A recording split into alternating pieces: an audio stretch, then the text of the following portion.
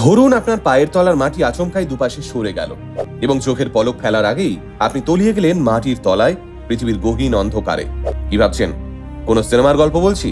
আগে না, আজ থেকে 11 বছর আগে এক 37 বছর বয়সী যুবককে ঠিক এভাবেই গিলে খেয়েছিল পৃথিবী।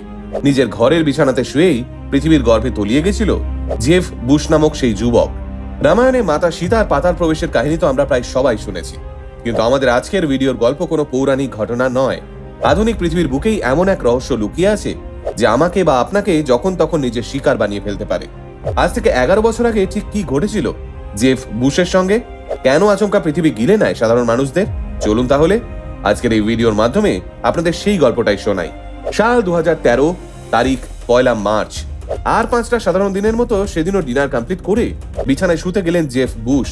এই জেফ বুশের বাড়ি সাউথ ইস্টার্ন ইউনাইটেডের ফ্লোরিডা শহরে। সেখানে জেফ বুশ তার ভাই, ভাইয়ের স্ত্রী এবং ভাইঝির সঙ্গে থাকতেন। 1 মার্চ রাতে বিছানায় শোয়ার পরেই আশপাশ থেকে একটা খসখস করে শব্দ শুনতে পেলেন জেফ। এক্ষেত্রে একটা বিষয় জানিয়ে রাখি, জেফদের বাড়িটা ছিল একতলা বাড়ি। এরপর আচমকাই একটা বিকট শব্দে কেঁপে উঠল জেফদের বাড়ি।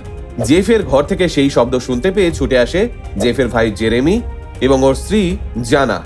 ঘরে ঢুকে আলো জ্বালতেই আতঙ্কে চিৎকার করে ওঠে জানা, কারণ আলো জ্বালানোর পর ওরা যা দেখতে পায় সেটা অবিশ্বাস্য।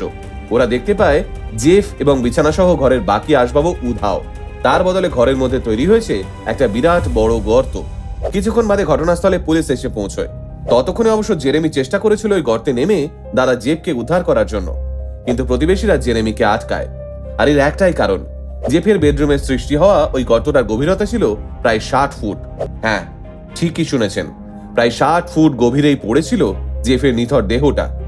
বিজ্ঞানের পরিভাষায় আচমকা সৃষ্টি হয় এই গর্তগুলোকে বলা হয় সিঙ্ক হোল। কিন্তু সিঙ্ক হোল কিভাবে তৈরি হয়? সাধারণত বছরের পর বছর ধরে মাটির নিচে যদি জলের প্রবাহ যেতে থাকে, তখনই মাটির নিচে ছোট ছোট পাথরগুলো সরতে শুরু করে।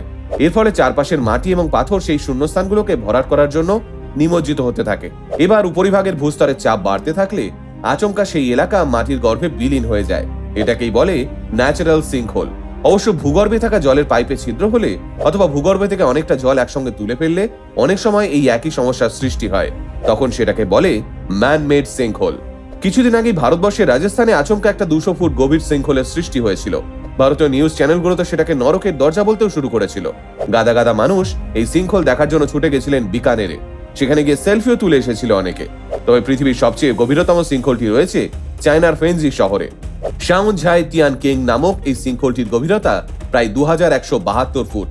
তবে শুধুমাত্র আমেরিকা, ভারত কিংবা চায়নাতেই নয়, পৃথিবীর বিভিন্ন অঞ্চলে সিঙ্ক হোল তার বিধ্বংসী রূপ দেখিয়েছে। 2021 সালে এই বিপর্যয়কে কেন্দ্র করেই দক্ষিণ কোরিয়ার পরিচালক কিম জি হন সিঙ্ক হোল নামক একটি সিনেমা পরিচালনা করেন।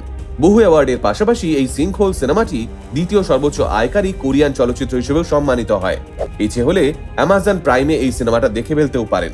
এই সিঙ্ক হোলের সবচেয়ে ভয়ঙ্কর বিষয়টা হলো, বিজ্ঞানীরা বছরের পর বছর ধরে রিসার্চ করলেও কোথায় কবে নতুন সিঙ্ক হোলের জন্ম হবে সে বিষয়ে কোনো আগাম পূর্বাভাস তারা দিতে পারেন না।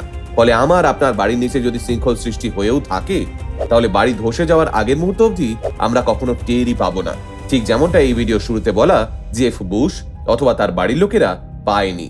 সিঙ্ক হোল সম্পর্কে বিস্তারিত জেনে আপনাদের কেমন লাগলো কমেন্ট বক্সে সেটা জানাতে ভুলবেন না। কিন্তু সকলে ভালো থাকবেন, সুস্থ থাকবেন। এমন আরও ইন্টারেস্টিং ভিডিও দেখতে আজই ফলো করুন আমাদের পেজ আল্টিমেট মোটিভেশন। আমাদের একমাত্র YouTube channel ultimate motivation official subscribe করতে ভুলবেন না কিন্তু।